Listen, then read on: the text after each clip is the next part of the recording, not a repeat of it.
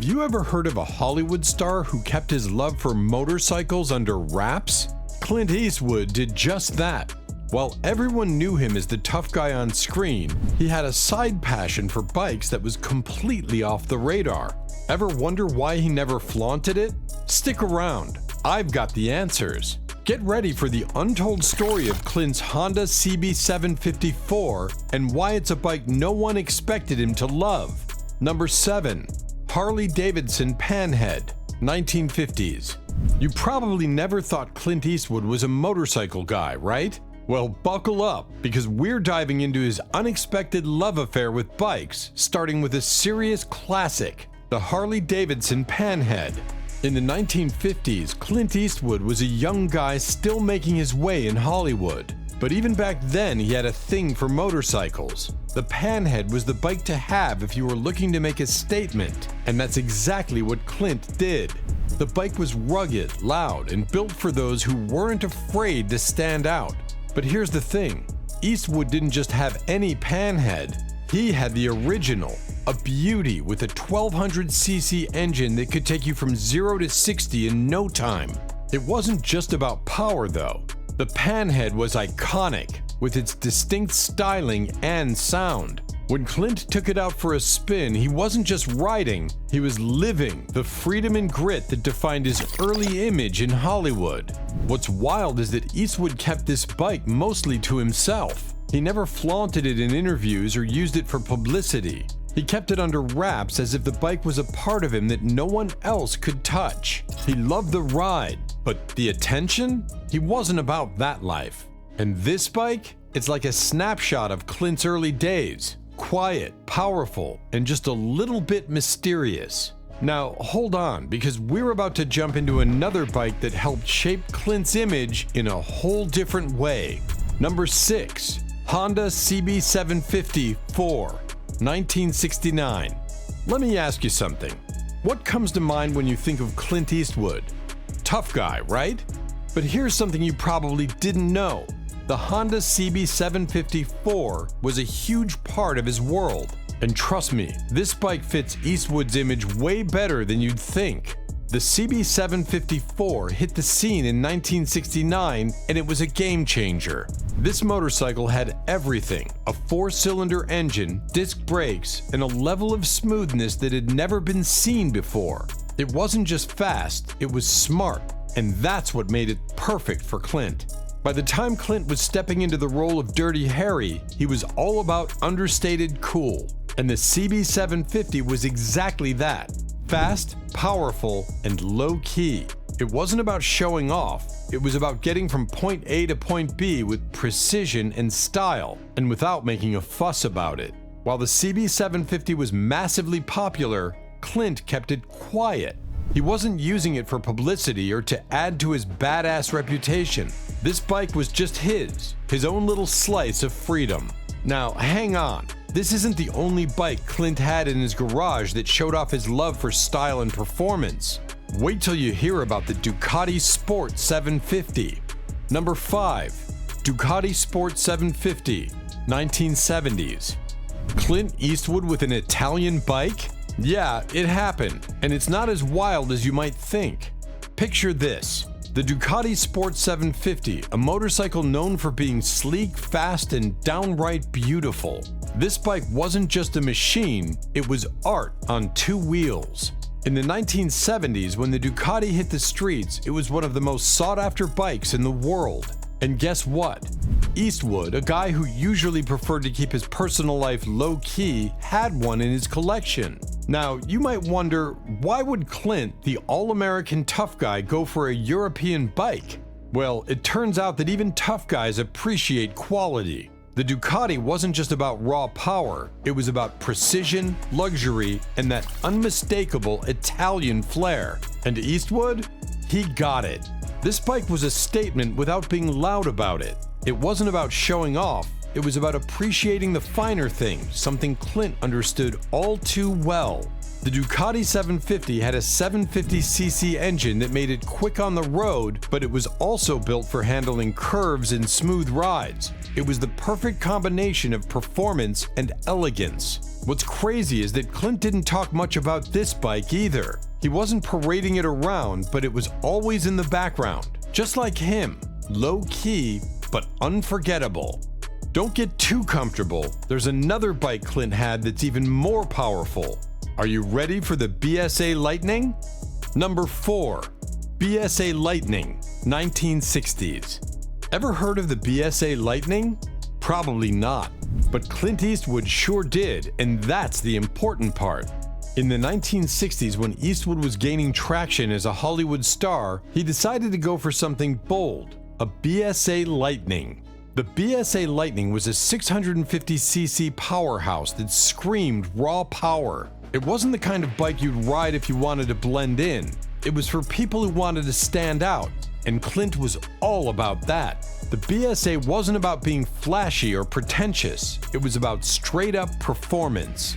Here's the thing about Eastwood and the BSA. It wasn't just about having a fast bike. It was about what this bike represented. It was tough, straightforward, and unapologetically masculine, much like Clint's own on-screen persona. What you might find surprising is that Clint didn't make a huge deal about this bike either. He didn't plaster it on magazine covers or boast about it in interviews. He just rode it, enjoyed it, and moved on. And honestly, that's exactly how Eastwood lived his life. Quietly powerful. So if you thought Clint was all about Hollywood glitz and glam, think again. His bikes tell a completely different story. Now let's see what happened when Clint got his hands on a Norton Commando. Number 3. Norton Commando, 1970s. The Norton Commando. Now that's a motorcycle that speaks volumes. When Clint Eastwood added this to his collection in the 1970s, he wasn't just getting another bike. He was getting one of the most legendary motorcycles of the time. The Commando was designed for high-performance riders who loved both speed and precision. It had a 750cc engine and was known for its smooth handling and stability. But what's interesting about Clint and the Norton is how it mirrors his persona. Quiet, calculated, and incredibly effective. Clint didn't need a flashy bike to show how tough he was. The Norton Commando fit into his lifestyle perfectly. Stealthy, reliable, and just waiting for the right moment to roar to life. It wasn't about attention, it was about quality and performance, which Clint valued more than anything else. And here's a little known fact. Clint hardly ever spoke about this bike in interviews, which makes it even more intriguing. It was just another one of his hidden treasures, part of his quieter, private world. But don't go anywhere. Clint's next bike, the Harley-Davidson FLH Electra Glide, was built for a whole different kind of ride. Number 2. Harley-Davidson FLH Electra Glide, 1970s. Here's something you might not expect about Clint Eastwood. He had a soft spot for comfort when it came to his bikes. Sure, he was known for his tough guy persona on screen, but off screen? He had a thing for cruising long distances on a bike built for the journey, not the speed. Enter the Harley-Davidson FLH Electra Glide, one of the most iconic touring bikes of the 1970s. Now, the Electra Glide wasn't about being flashy. It was built for comfort, reliability, and long-haul cruising, which made it the perfect choice for Clint when he needed to clear his mind or take a break from the Hollywood grind. This bike had everything for those extended rides: comfortable plush seats, smooth suspension, and a rock-solid engine. It wasn't just a motorcycle, it was a road companion designed for endurance, a smooth ride through the winding roads with no rush in sight. And here's what's interesting. Clint never used the Electra Glide to push any kind of image. It wasn't a bike he'd show off to the media or parade around in front of photographers. He wasn't trying to make a statement with it. Instead, it was something he kept private, a personal escape. This bike represented a quieter side of Eastwood, someone who wanted to enjoy the simple pleasures in life without the attention. The Electra Glide was perfect for Clint because it wasn't about speed or power, but about a long, uninterrupted ride. It was about embracing the freedom of the open road without feeling the pressure of the spotlight. Clint was someone who preferred his privacy and didn't feel the need to advertise his lifestyle. The Electra Glide was his way of retreating from the world and just being for a while. And here's something you might not know. Clint actually kept this bike pretty quiet. While it was a standout motorcycle in the Harley lineup, Clint didn't flaunt it in interviews, never made a big deal about it. He just used it for what it was intended for. Peaceful road trips, sometimes by himself, sometimes with a friend, but always away from the public eye. If you thought Clint only liked the loud, fast bikes, think again. The Electra Glide was a reflection of a quieter, more reflective Clint Eastwood. But we're not done yet. Stick around because Clint's next bike, the BMW R90S, will blow your mind. Number 1. BMW R90S, 1970s. Imagine Clint Eastwood, known for his tough guy roles, rolling through the streets on a BMW R90S. Sounds a little out of character, right? But when Clint got his hands on this bike in the 1970s, it wasn't about fitting into a mold. The R90S was a bike built for precision, engineering, and speed, making it the perfect choice for someone like Eastwood who appreciated quality. Let's break it down. The BMW R90S wasn't just another bike. It had a 900cc engine that could keep up with just about anything on the road. But it wasn't just fast. It was built to be stable and smooth, perfect for someone who wanted both speed and comfort in a single package. Unlike other bikes Clint owned, this one had a European touch designed to perform at high levels with precision that only German engineering could provide. Despite being one of the best bikes on the market, Clint didn't flaunt the R90S. He kept it low-key, just like he did with most of his motorcycles. You never saw Clint in interviews talking about this bike or taking it out for a show. He didn't need the attention. The R90S was something Clint kept for himself, something that represented his love for high-quality craftsmanship and understated coolness.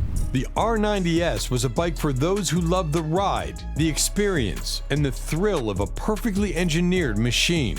It was for someone who wanted more than just a powerful bike. It was for someone who appreciated the fine details. Clint, being a man who appreciated the finer things in life, was the perfect fit for this bike. What's most surprising about Clint and the BMW R90S is how much he kept it out of the public eye. The bike was practically a secret weapon tucked away in his collection. But to Clint, it wasn't about the bike itself, it was about the peace and pleasure he got from riding it. This bike was just another example of how Clint Eastwood lived his life on his own terms. Never for show, always for himself. And there you have it, Clint Eastwood's quiet love for motorcycles, always understated, always powerful. Who knew a tough guy like Clint could have such a refined side? If any of Clint Eastwood's hidden bike secrets shocked you, leave a comment below and let me know what surprised you most. And if you're hungry for more stories like this, tap the next video on your screen now. You won't want to miss it.